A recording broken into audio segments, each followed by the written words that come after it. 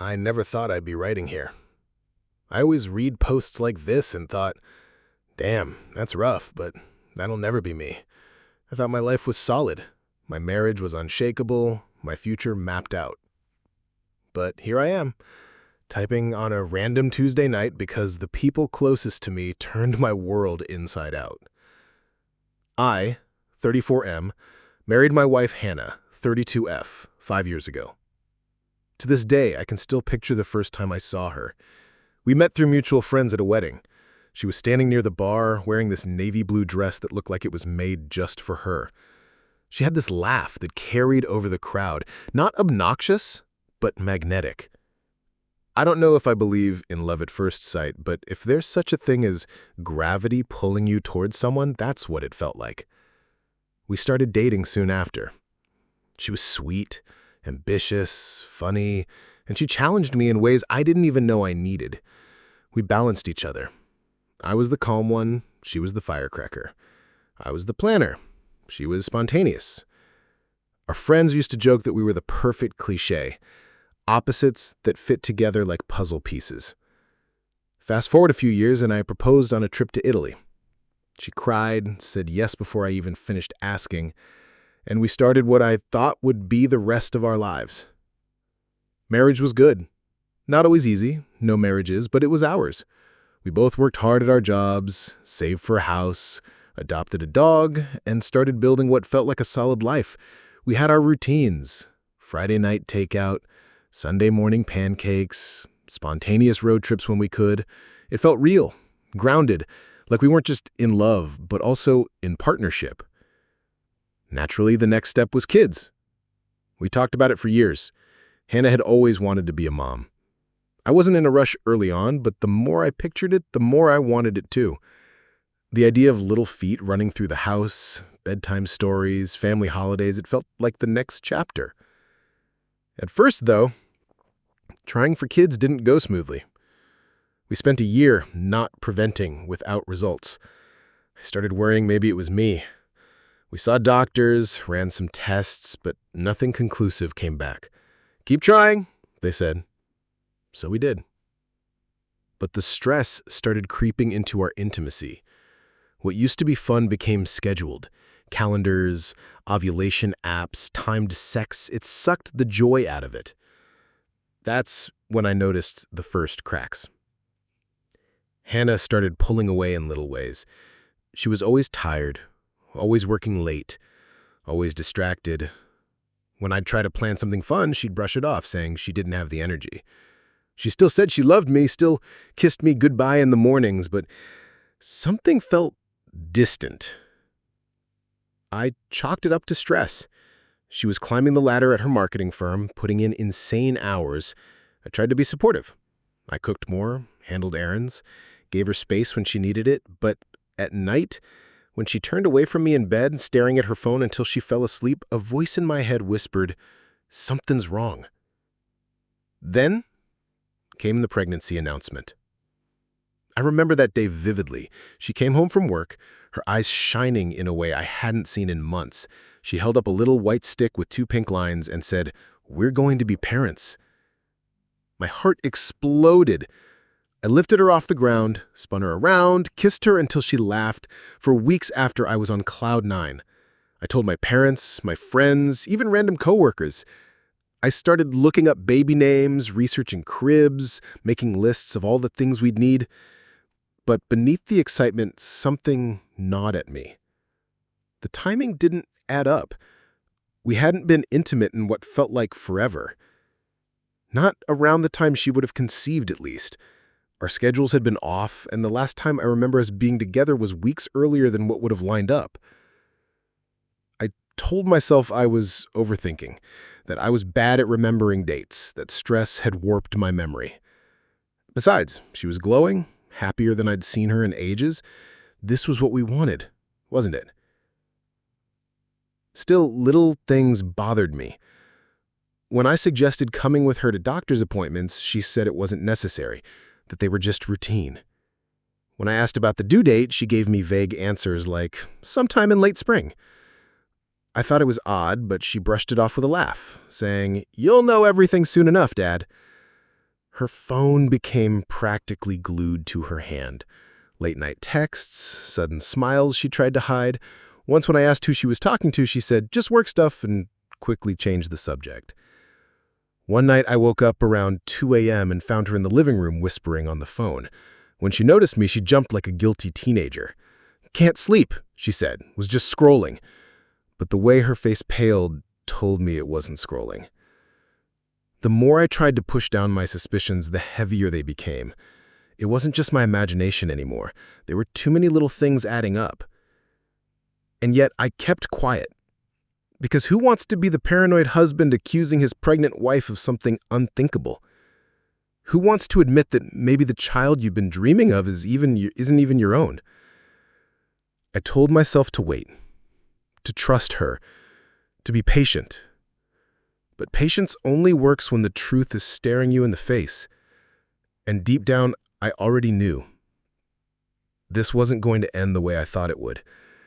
This was only the beginning. If part 1 of my story felt like the unraveling of a sweater thread, part 2 was where the whole damn thing came apart in my hands. At first, I tried to push away the doubts.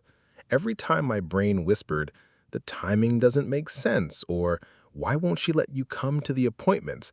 I forced myself to smile, kiss Hannah's forehead, and tell myself I was being crazy. She was my wife, my partner, the woman who'd once sworn in front of everyone we loved that she'd never betray me. But those whispers got louder. The first real crack happened at a family dinner. Hannah was around 3 months pregnant, and we'd finally shared the news with everyone. My mom, bless her heart, was over the moon. She started digging out old photo albums, comparing baby pictures, already debating whose nose the baby might have. At one point, she casually asked, "So what's the exact due date? I want to mark my calendar." Hannah froze, just for a split second, but I saw it. Then she laughed and said, "Oh, late May. The doctor said it's flexible." Flexible. Due dates aren't flexible. They're pretty damn specific. My mom didn't notice, but I did. That night after we got home, I asked again, "So late May? I thought you said June before." She snapped at me. "Why does it matter? It's not like babies pop out on schedule." She wasn't wrong, but the defensiveness was strange. She stormed off to the bedroom, leaving me standing in the kitchen, heart pounding. The next day, I decided to test something. I asked if I could come to her next doctor's appointment.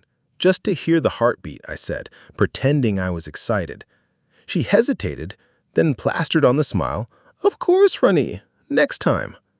But when the date rolled around, she claimed it was rescheduled last minute because her doctor had an emergency. I offered to go to the new appointment. She said I didn't need to. "You're busy with work, babe. I can handle it." That's when alarm bells went from faint whispers to blaring sirens. Still, I stayed quiet. Then came the text. One Saturday, Hannah hopped in the shower while her phone buzzed on the nightstand. Normally, I don't snoop, but after months of suspicion, I couldn't stop myself.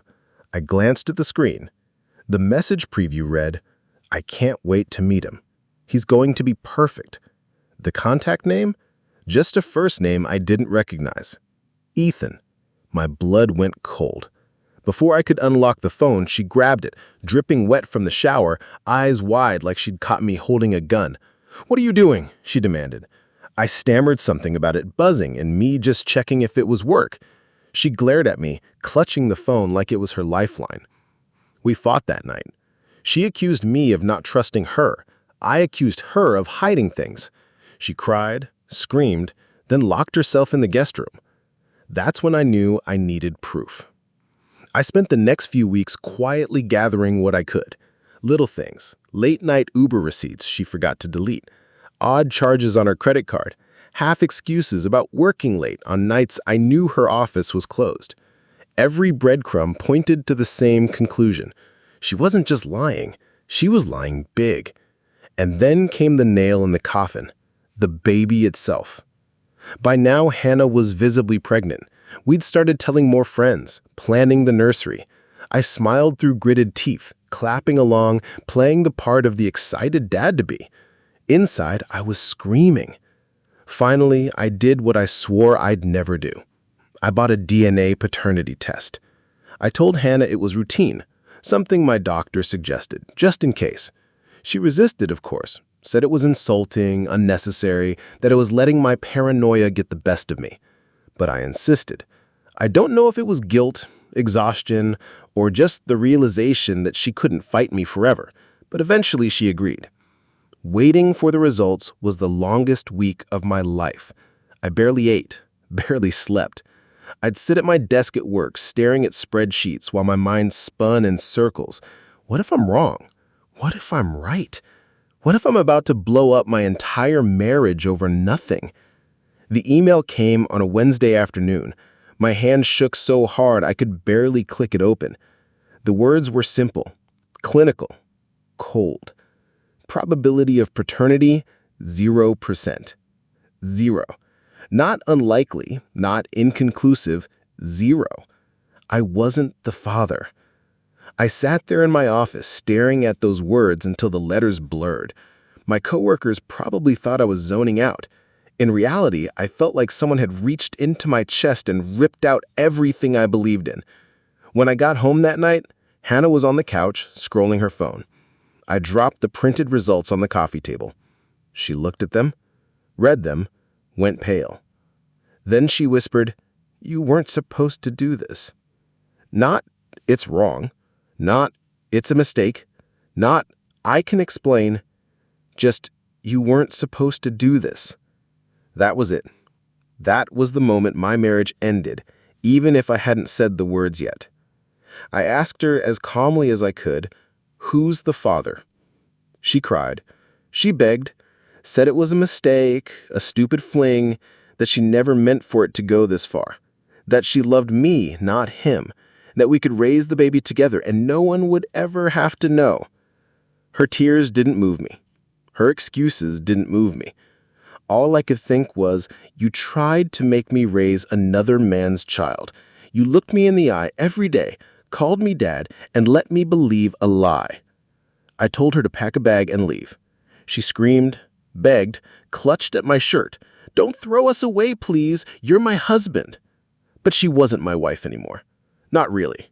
Not after this. I opened the door and told her to get out. She left. I sat in the dark afterwards, staring at the test results on the table, wondering how the hell my life had gone from planning cribs and bedtime stories to sitting alone in silence with proof that everything I loved was a lie. That night, I realized the woman I married no longer existed. And maybe she never did. Throwing Hannah out that night didn't bring me peace. I thought it would. I thought I'd feel some kind of righteous release, like slamming a door on a chapter of my life. But instead, I sat there in the dark, staring at those DNA results until my eyes blurred, wondering how I had missed all the signs. I didn't sleep. I didn't eat. I just sat there with the silence pressing down on me. At some point, I realized the silence wasn't just quiet, it was freedom. No more lies, no more pretending. It hurt like hell, but at least it was real. The next morning, Hannah came back. She was crying, puffy-eyed, clutching a bag of overnight clothes like a kid who'd been kicked out of summer camp. She begged me to let her in, said we could talk, said I couldn't just throw away 5 years of marriage over one mistake. "One mistake?" I said. My voice didn't even sound like mine. "A mistake is forgetting an anniversary. A mistake is saying something cruel in a fight. You didn't make a mistake, Hannah. You made a choice, over and over again." She broke down right there on the porch, neighbors peeking through curtains. She said the guy, Ethan, was someone she'd met through work, that it started as innocent conversations, that she was lonely while we were struggling to conceive, that one thing led to another. She swore she ended it months ago, swore she hadn't seen him since, swore she wanted me, not him. But her words didn't matter anymore. Even if she was telling the truth now, every word felt like poison. I told her flat out, "I'm filing for divorce." She sobbed harder, called me cruel, begged me to reconsider, said we could raise the baby together. "He'll never have to know," she cried. We can pretend. We can start fresh. That was the part that broke something in me. She still wanted me to play dad to a child that wasn't mine. She thought love meant covering lies with more lies. I told her no, again and again, until she finally left. That week I contacted a lawyer. The fallout was messy. Her family tried to talk me out of it. Her mother called me saying Hannah had made a mistake and that real men work through hardships. I told her real men don't raise another man's child because their wife lied for months. Some of our mutual friends sided with her, saying I should be more understanding. But plenty of others, especially my guy friends, told me to get the hell out as fast as possible. My mom cried when I told her. My dad just shook his head and said, "You did the right thing, son." The divorce itself was brutal. Hannah fought me at first, begged for counseling, and flipped to anger when I refused. She accused me of being cold, of abandoning her in her time of need. But eventually, when she realized I wasn't backing down, she caved. We split assets. I kept the house. I couldn't bear the thought of her raising another man's kid in what was supposed to be our home. She moved in with her sister for a while. I didn't care where she went. As for Ethan, I never met him face to face, but I found out through the grapevine that when his wife, yeah, he was married too, discovered everything, she kicked him out. Last I heard, he and Hannah weren't even together, which means she blew up my life for nothing, for a fling that didn't even last. That almost made it worse. If she'd left me because she truly loved someone else, maybe I could have made sense of it. But to destroy our marriage, to risk everything for that, for a lie that didn't even matter to her, it was insanity. The months after the divorce were dark. I won't lie. There were nights I drank too much, mornings I couldn't get out of bed, afternoons where I'd stare at my phone wondering if I should call her just to hear her voice. Betrayal messes with your brain like that. You hate them, but you also miss them. Therapy helped, my friends helped, my dog helped more than I can ever explain. Slowly, the fog started to lift. And somewhere in that fog, I realized something important. Hannah didn't destroy me. She destroyed the version of me that trusted her blindly, the version that thought love meant ignoring red flags, the version that would have sacrificed himself to raise another man's child just because he couldn't face the truth. That man is gone, and good riddance. Now, I'm not healed. I don't think anyone fully heals from this kind of betrayal, but I'm stronger, sharper. I know my worth now. I know that I'll never let someone twist love into manipulation again. And if you're reading this, wondering if you should ignore that gut feeling, don't. Trust it. Because lies always surface. And sometimes, the hardest thing you'll ever do is walk away from the person you thought you'd spend forever with. But walking away is also the bravest thing you'll ever do. I walked away, and even though it nearly destroyed me, I'm still here. And that's enough.